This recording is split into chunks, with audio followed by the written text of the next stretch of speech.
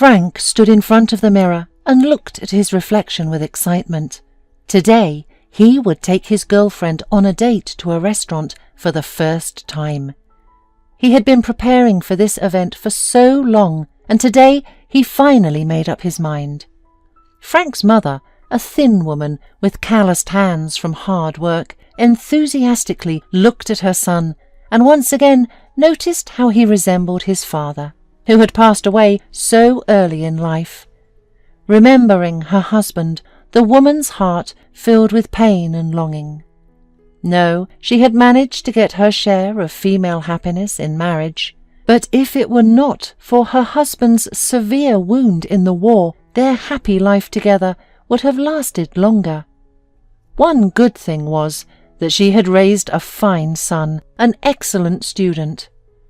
Meanwhile, Frank was distracted from his thoughts and painfully looked at his mother. He gave himself a firm promise that when he graduated from university and became a cardiologist, their life would definitely improve. His mother was still saying something, again indulging in memories of his father, but Frank barely heard her anymore. He went back to his own thoughts. Today, 2 months after meeting her, he finally decided to take his relationship with his girlfriend to a more serious level. But the only thing was that he was insanely ashamed of himself in front of her for deceiving her from the very first meeting, pretending to be a wealthy young man. Scarlett was a young woman from a wealthy family. Her father owned a medical centre, and she and her mother didn't need anything and could afford to do whatever they wanted, such as charity work or volunteering. And that is how the young people met. That evening, Scarlett stayed late at the shelter for homeless animals. In fact, it was not her love for poor dogs that brought her here, but an opportunity to show off on the front page of a fashionable high society magazine. That was why she had already spent an hour struggling with disgust, trying to comb the confused, dirty hair of a stray dog, while playfully looking at the lens of the photographer's camera. But at the time, Frank did not know all these details, of course. That evening, his friend Tom asked him to pick up his fancy sports car from the service centre on his behalf. Frank took it away, and he was just driving by the pet shelter when Scarlett finally came out of there. She didn't want to dirty the interior of her new coupe, a gift from her father, and started to hail a cab. It was getting dark, and suddenly a drunken man in old sweatpants came around the corner and started pestering her. "Hello, hottie. Would you like to spend the evening with a real man?" he yelled, smiling broadly with his toothless mouth. Scarlett recoiled in horror and took a few steps back. Realizing that he was clearly not welcome, the man instantly became embittered and grabbed the girl firmly by the elbow. "Don't be afraid. Let's get to know each other," he said menacingly, and clamping the girl's mouth, dragged Scarlett into an underpass. "Don't! Let go!" she shouted, trying to break free, but the forces were not equal. Scarlett had already prepared for the worst when suddenly the grip loosened. The bully, doing a somersault, flew somewhere aside and flopped into a puddle. The woman looked up, frightened, to see a young man looking at her cheerfully. "Are you all right? Pretty girls like you shouldn't be walking around this time of day in this neighbourhood," Frank muttered and offered Scarlett a ride home. Scarlett was frightened, but the prospect of being left here alone with an impudent man floundering in the mud and spewing curses did not please her. Besides, Frank's fancy sports car instantly inspired her confidence, and she followed her saviour. On the way, they got to talking, and they found they had a lot in common. They stopped at the quay and chatted cheerfully through most of the night. The moon illuminated their path, and the stars burned overhead. At the same time, one of them fell, and they simultaneously made a wish, which, of course, They did not tell each other, but it was definitely mutual and the same. But when Frank brought Scarlett to the house and saw what a luxurious cottage she lived in, he was very upset, knowing full well that he was not a match for her. But he couldn't tell her the truth, because he was irrevocably in love. From that day on, his lies began. Frank made up a story that his father left him and his mother a good inheritance, and that after graduating from medical school, he would soon get a high-paying job. Scarlett was happy because even though she had no special romantic feelings for the man, he had what she respected the most: money. True, so far he only gave her fancy bouquets of flowers, but she was ready to wait.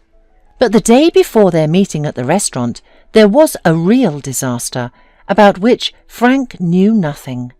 For a month he had probably pestered his friend Tom with requests to borrow his car. Of course, his friend was lending it to him without any problem, but he constantly warned Frank that it would not end well. But still, Frank hoped that Scarlett would forgive him his little lie for the sake of their love. After all, if he had not driven that day, their acquaintance would not have happened then. While the young man was excitedly preparing for his date, Scarlett was filled with anger and frustration. A few minutes ago, her friend Megan called and told her that Frank was just a penniless student who had grown up without a father, and that his mother worked all day at a factory. Megan knew this because she had studied with Frank at the same university, and one day she was walking along the park when she saw Scarlett with him. Hearing this, Scarlett almost fainted. She was sitting, and the memory of her embrace with Frank made her shiver with disgust. After thinking for a while, she decided to take revenge on him. Frank, happy with a bouquet of flowers and a small box with a thin gold ring inside, came to her house. Seeing the girlfriend's face twisted with anger, the man immediately darkened. "Well, where's your fancy car?" asked Scarlett sarcastically. Frank told her the whole truth and apologized, and then, getting down on one knee and handing Scarlett the ring, asked her to be his bride. Scarlett laughed out loud, called him a pauper fool, and said other nasty things.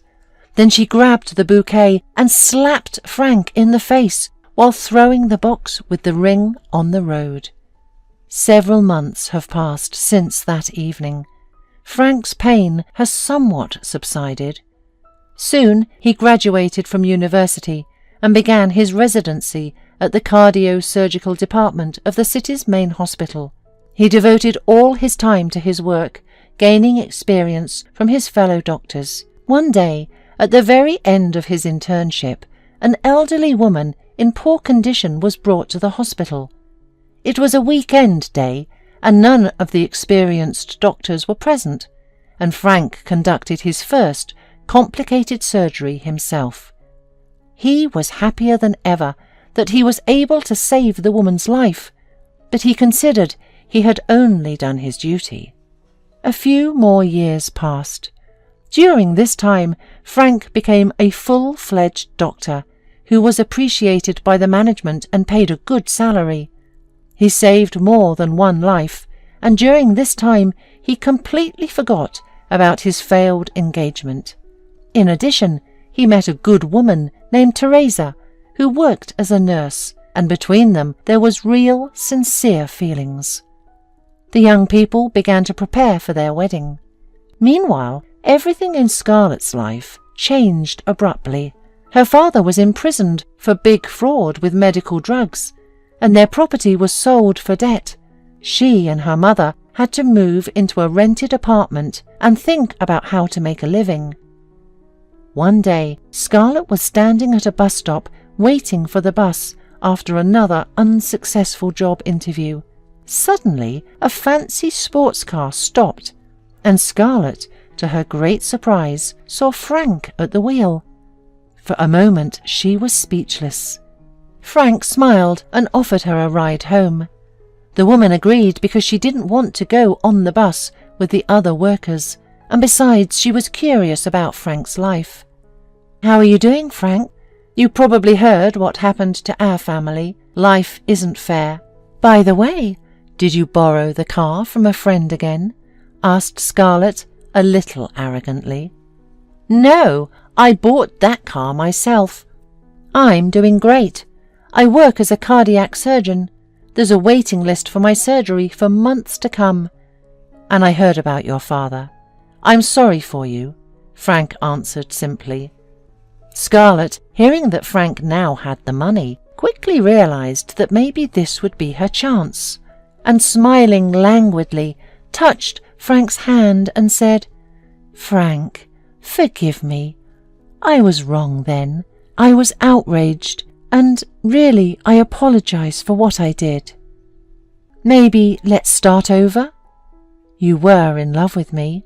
Frank looked at Scarlett, humiliating herself in front of him, and without laughing or sneering, simply said that he had nothing to forgive her for, because they had always been strangers to each other. But thanks to her, he had learned to appreciate real happiness and understand what real love was. Scarlett didn't have time to say anything, because they had already arrived at her home. Only this time, it was not a fancy mansion, but an old high-rise. "Goodbye, Scarlett," said Frank, and turned to the window, waiting for her to come out. Scarlett jumped out of the car like a bullet, slamming the door loudly. A couple of months later, Frank and Teresa got married and were soon getting ready to become parents.